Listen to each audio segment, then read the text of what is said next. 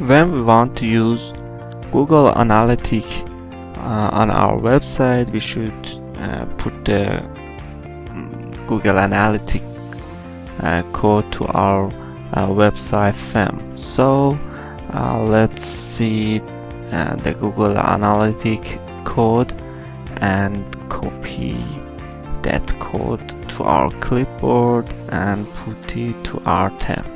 So how we can put the code into our WordPress theme? We can go to Appearance menu on the left bar and choose Theme Editor. I think that it is better to put the Google Analytics code to our footer. So let's find our footer.